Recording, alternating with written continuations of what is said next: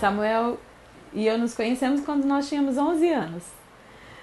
E eu era de Ribeirão Preto. Samuel apenas nasceu em Ribeirão Preto. Seu pai estava na época pastoreando, ajudando o pastor da minha igreja lá na tenda.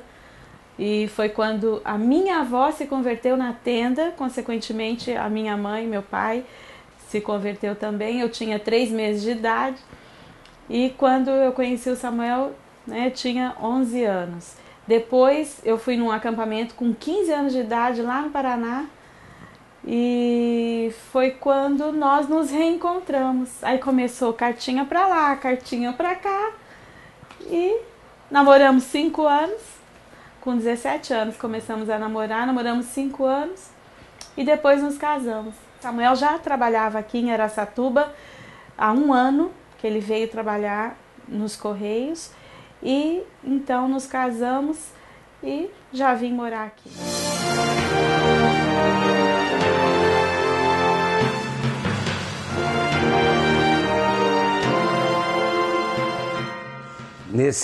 Quando a gente veio, ainda não tinha igreja, mas havia sempre o chamado de Deus. Até que no ano de 1987, eu e a Denise, o Carlos e a Cecília, o Balura, o nosso saudoso Balura, nós fomos a um acampamento de carnaval na cidade de Biguaçu, lá em Florianópolis. E ali houve um desafio para que igrejas nascessem daquele acampamento. E aí nós, depois de um tempo, começamos uma reunião em casa, nós 5.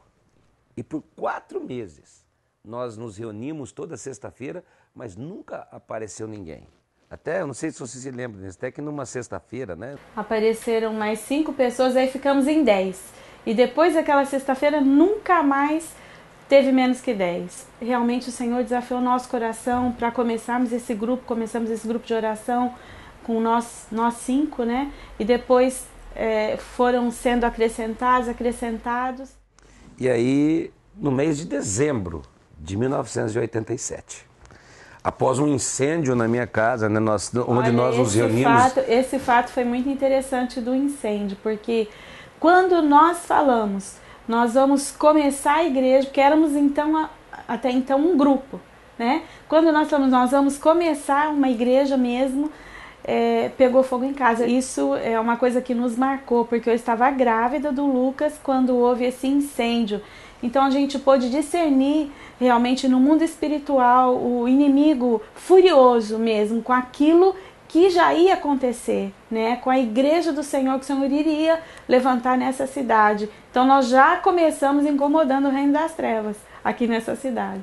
Em dezembro, com um grupo de mais ou menos 17 pessoas, nós resolvemos alugar um salão na Rua Aviação. E isso foi um grande desafio para nós.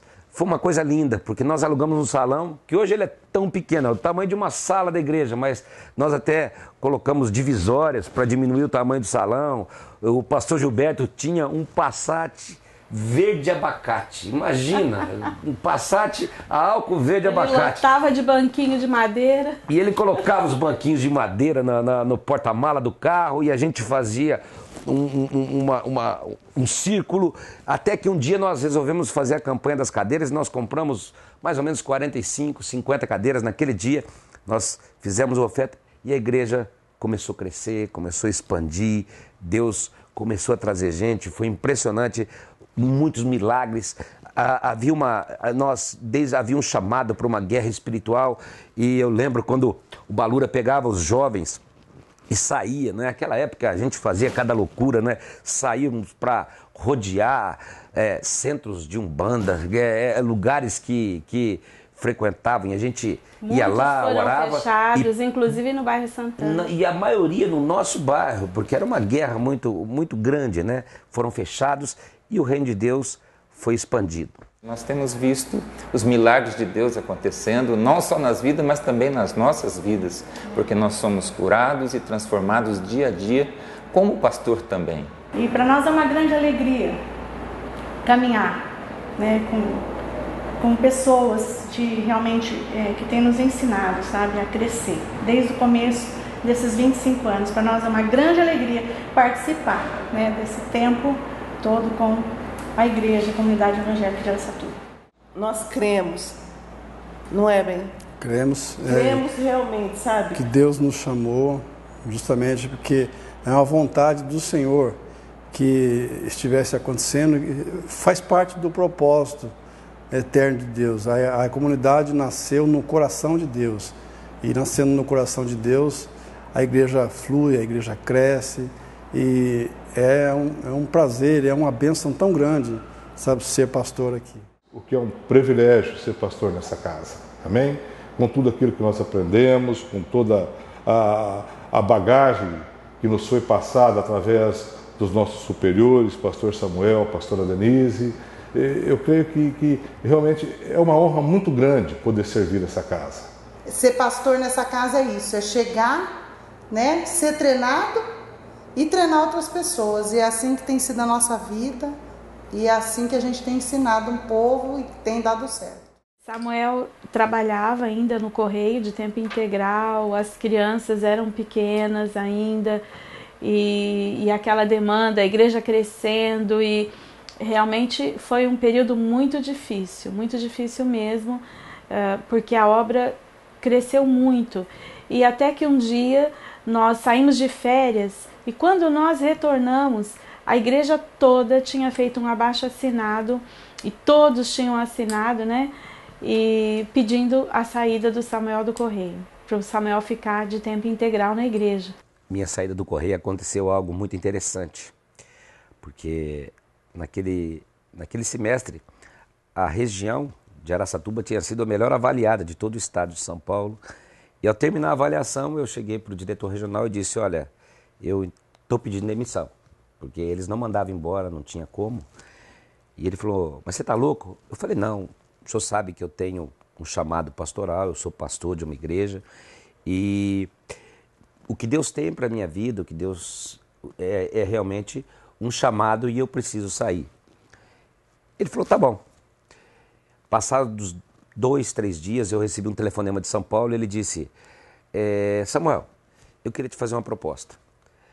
Vamos, em vez de você pedir demissão, vamos suspender o seu contrato de trabalho por até 2 anos. A hora que você quiser voltar, eu não posso perder um funcionário como você, eu te restituo para a mesma função que você tem, porque vai que a igreja não dá certo. Eu falei: olha, dá um tempo, eu vou te ligar. E nisso eu liguei para o meu pai e contei a história. E meu pai olhou para mim lá do telefone e disse: Samuel, sabe por que Pedro voltou a pescar quando Jesus morreu? Porque ele deixou o barquinho dele amarrado. O que você vai fazer com o seu barquinho? Você vai deixar amarrado ou você vai detonar o seu barquinho? Naquele momento eu senti o chamado de Deus, que era uma voz de Deus profética, né? Não apenas a voz do meu pai, mas da minha cobertura espiritual. E eu liguei a São Paulo e disse: estou decidido, eu estou saindo porque Deus tem um chamado para a minha vida.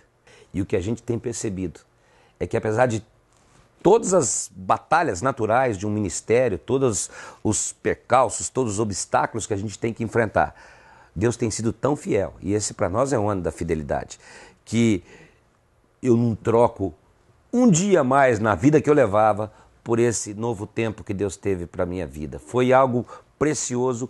Minha família nunca, meus filhos nunca contestaram por que nós saímos, por que tomamos essa decisão, porque quando Deus está na jogada, quando Deus está presente, a gente sabe que Ele está cuidando de tudo.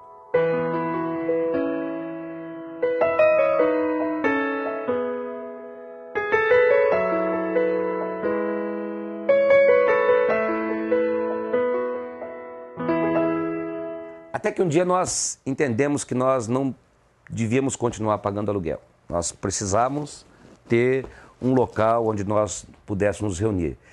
E aí nós estávamos com um dinheiro guardado, e naquela época, eu não sei se vocês se lembram, o Collor criou um decreto e confiscou todo o dinheiro. Então, eu era o gerente regional do Correio, nós procuramos a prefeitura para pedir a doação para a gente encontrar um lugar. E encontramos esse lugar, que está a nossa igreja antiga, mas o primeiro pedido que nós fizemos foi negado, e a pessoa que negou escreveu: isso devia ser dado uma destinação melhor, não para uma igreja evangélica. Era uma pessoa espírita, completamente envolvida no espiritismo. Até que, na terceira vez, nós resolvemos entrar com um pedido para o mesmo terreno, né? Denise lembra, nós estávamos em férias, eu estava na praia, férias do Correio, e aí eu recebi um telefonema da prefeitura, na época era, se não me engano, o Silvio Venturoli, ele era o secretário da dona Germínia, e ele me telefonou na praia, e ele disse: pastor, nós vamos dar um terreno para a igreja de vocês, mas o senhor podia escolher qualquer terreno, menos aquele, porque nós estamos com um parecer contrário. E eu nunca me esqueço que, num ato de ousadia, eu disse: ou dá aquele ou nós não queremos nenhum. E aí nós colocamos a igreja em oração, e mesmo assim, né, houve um parecer contrário daquele secretário de planejamento, mas ele me ligou no dia seguinte e disse: olha, eu não sei por qual razão, eu não entendo por quê, mesmo com parecer contrário, nós vamos encaminhar para a doação do terreno. E aí a igreja entrou em oração, nós fomos lá na Câmara de Vereadores, rodeamos a Câmara, jejuamos. Foi uma coisa linda a mobilização que a igreja teve ali para aquela doação do terreno, e até que o terreno foi doado. Interessante que, ao ser doado, acho que uns 2 domingos depois, uma pessoa vai entregar a vida para Jesus. Chega lá chorando, abrindo o coração. E essa pessoa era aquele diretor de planejamento, né, que tinha negado, e ele passou a ser o arquiteto responsável pela construção naquele terreno. E eu acho que isso foi a coisa linda. E aí, a partir dali, a nossa história passou a ser uma história de milagres em cima de milagres. Desde o primeiro dia, uma das coisas marcantes da comunidade eram os relacionamentos fortes. E é interessante que, no meio desse caminho, né, o Senhor nos acrescentou, o pastor Natália, a pastora Naide, que eles vieram lá do estado do Mato Grosso do Sul. Outras pessoas começaram a ser acrescentadas, que integram toda a nossa equipe hoje. E o que nós louvamos a Deus é que, ao longo desses anos, como Deus veio trabalhando. Quando a gente olha para frente, nós vemos uma nova perspectiva, nós vemos uma perspectiva de que Deus pode fazer coisas ainda maiores. Amém. Porque muitas palavras têm sido liberadas à comunidade e nós cremos que elas vão se concretizar. E é uma grande alegria para as nossas vidas, é um privilégio mesmo, como que Deus tem sido bom para com as nossas vidas, não é, marido? Isso. Não é? O ministério, os encontros de casais, que alegria, que privilégio. Ainda esses dias eu falava para ele como nós somos felizes, como que Deus tem nos abençoado. E é isso que eu creio, que Deus, Ele não me uniu somente ao Balura, mas Ele uniu um propósito de me trazer para essa cidade, né, de me unir a essa igreja, de unir o meu coração ao coração dos pastores, do pastor Samuel, da pastora Denise, que eles são a minha família, né? Eles são os meus pais espirituais. Eu louvo a Deus pela vida deles, né? Eles são assim as pessoas que me socorrem, que estão comigo. Então eu sou muito grata a Deus. Nós nos alegramos muito com esse ministério, porque é um ministério que nós sentimos que completa o nosso coração, né? Foi um presente de Deus para nós. E é motivo de muita alegria ser um pastor nessa casa, ser um pastor nessa igreja. A gente se sente muito honrado com isso, né? O Senhor ter abençoado as nossas vidas com esse chamado ministerial e poder trabalhar com essa geração. Então eu só tenho que agradecer a Deus por esse privilégio de pastorear a vida dos adolescentes. Nesses 25 anos a gente tem visto gerações já passarem nas nossas mãos. Nós já hoje trabalhamos com pessoas que lideram células, lideram vidas de crianças que já estiveram conosco, né, como criança. E nós podemos ver que o reino tem prevalecido e o Deus de gerações, como o Deus de Abraão, Deus de Isaac, o Deus de Jacó, também tem sido um Deus fiel para conosco nesses dias, como igreja. E hoje é muito interessante ver que o sonho de Deus não para, né? Deus continuou, nos deu esse templo agora, e aquele templo antigo foi ser uma igreja só de crianças. Isso é lindo. Os céus em cima dessa casa, eles estão abertos e algo tremendo tem sido derramado, e nós podemos ver, assim como pastores, está descendo algo sobrenatural nesse lugar, e isso para nós é um privilégio muito grande, e também por conta do desafio. Tiveram momentos muito marcantes, momentos muito alegres, momentos tristes, momentos difíceis de luta, mas o que nós podemos ver é que em tudo o Senhor tem sido vitorioso, né? E poder ver vidas e vidas sendo acrescentadas, a expansão do reino de Deus mesmo. Isso é um privilégio, é uma honra realmente poder fazer parte de tudo isso. Naquela época, como a nossa casa começou com um grupo, a gente já trabalhava com grupos familiares. Mas é interessante que por volta do ano de 97, nós entendíamos que precisava haver algo novo, né? E nós começamos a ouvir sobre células, começamos a procurar outros lugares que já estavam trabalhando com células, como eles estavam trabalhando. Fomos a Colômbia. Samuel foi a Seul. Eu fui a Seul, na Coreia, e outros lugares, né? E a gente começou a ver esse trabalho forte das células. Até que num domingo pela manhã, eu me lembro disso muito bem. Nós reunimos toda a igreja, separamos todos os grupos familiares que nós tínhamos e nós fizemos uma ceia. E a partir daquele domingo nós começamos a célula. Mas foi algo tão maravilhoso, porque a gente percebeu a mão de Deus, porque as células, elas envolvem o trabalho de toda a igreja. É essa mobilização, né? Uma igreja que funciona, que trabalha, onde todos, cada um tem uma função, onde não está baseado apenas num homem, numa mulher que possam fazer tudo, mas que a igreja possa trabalhar. E a partir dali... Foi um divisor de águas. Divisor de águas. Quando implantamos as células, foi um divisor de águas realmente para que houvesse esse crescimento, né? Então, as células trouxe esse crescimento para a nossa igreja.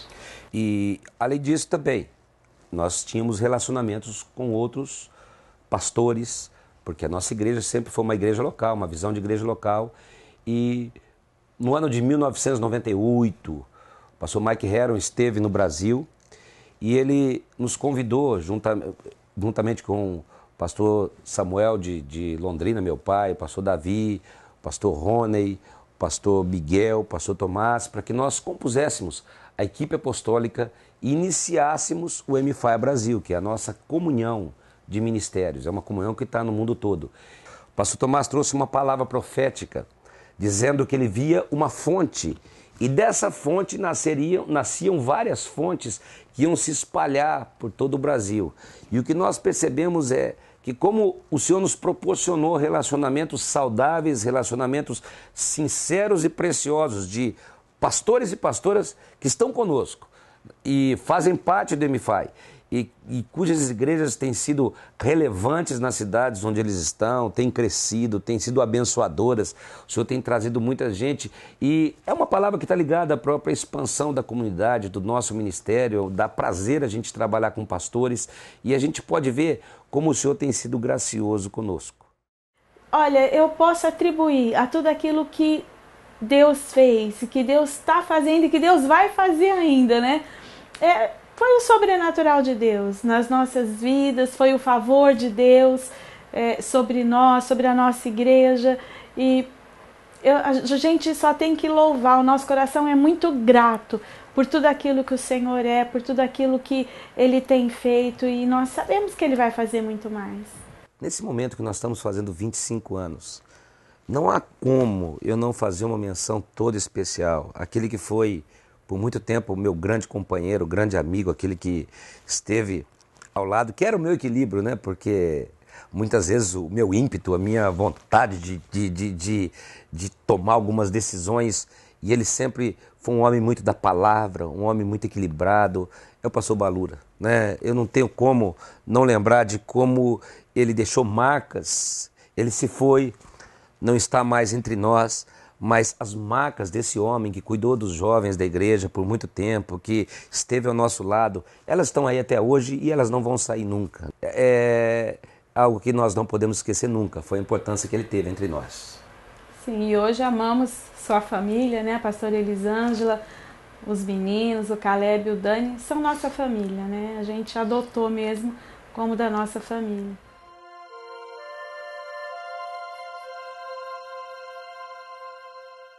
Eu nunca me esqueço num dia do meu aniversário. Dia 30 de maio, um domingo à noite, de repente cai uma chuva e destelha toda a igreja. Foi uma coisa, mas havia algo tão gostoso na igreja que todo mundo continuou adorando, as pessoas se uniram, se mobilizaram, né? E apesar de toda a tragédia, né? E aí houve uma mobilização muito grande para que nós construíssemos um templo novo, maior, né? Nós já começamos com 2 reuniões, depois fomos para a 3ª.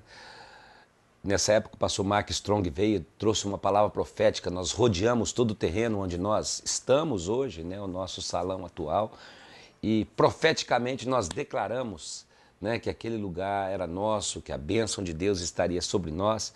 Então, para nós era um desafio enorme, porque nós não tínhamos dinheiro guardado e nós precisávamos entrar na construção. E olha que interessante, a partir do momento que nós entramos pela fé, desafiamos a igreja, todos nós desafiamos o nosso coração, nós nunca atrasamos nenhum dia, nenhuma prestação. E tudo foi feito, do início ao fim, até a nossa entrada. Deus suprindo todos os recursos, não faltou nada, nós não deixamos de pagar nenhum fornecedor, nós experimentamos e temos experimentado a graça, a mão de Deus. Uma coisa assim que sempre nós tivemos, né? Desde o começo, o nosso começo foi pequeno, mas sempre a gente falava assim, tinha esse ditado, né, no nosso coração, pense grande, mas comece pequeno, né? Então a gente começou pequeno, mas a gente pensava muito grande. E é uma coisa que a gente sempre fez, a gente sempre sonhou com muito. A gente sempre sonhou realmente com uma multidão, com vidas sendo salvas, com vida. Então a visão desse templo, né, desse templo grande, realmente foi para que vidas pudessem vir, vidas pudessem ser abrigadas. E olha, Deus foi tremendo. Mas eu não posso deixar de destacar também a minha família, os meus filhos, os meus genros, os netos, porque hoje, quando nós olhamos os pastores, quantos pastores têm perdido a sua família, os filhos estão no mundo, e nós sabemos que, apesar de todas as lutas que nós enfrentamos, muitas vezes trabalho incansável, envolvimento, os nossos filhos permaneceram firmes, estão todos envolvidos também com a obra de Deus, com as células, com tudo aquilo que está acontecendo. E isso para nós não tem preço. Realmente queremos honrar os nossos filhos, porque realmente eles vestiram a camisa junto com a gente, ficavam ali até o último e com a gente, às vezes não dormiam, sabe como é, filho de pastor, né? É o primeiro que chega, é o último que vai embora, muitas vezes não tendo final de semana, não tendo descanso, mas valeu a pena.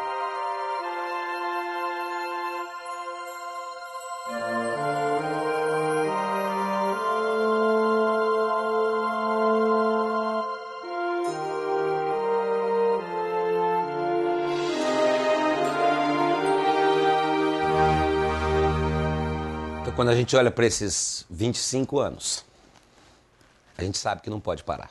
Mas o que eu acho mais lindo de tudo é que a gente também tem que levantar os nossos olhos e olhar para frente.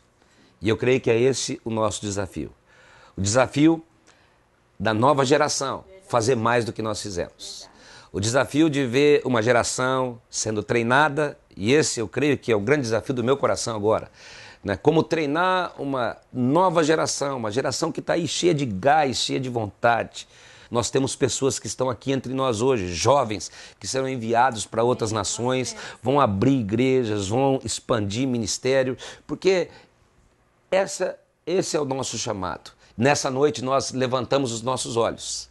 Somos gratos, dizemos Ebenezer, até aqui nos ajudou o Senhor, mas queremos olhar para frente e continuar alargando o espaço da nossa tenda. Não esquecendo das estacas, de integridade, de firmeza, de não negociar princípios, mas crescer para que o reino de Deus se expanda e a glória de Deus se estabeleça cada dia mais, em nome de Jesus. É verdade, esse é o nosso desafio, né? Preparar a próxima geração para ir muito mais além do que a gente chegou. Eles vão, em nome de Jesus, nós cremos.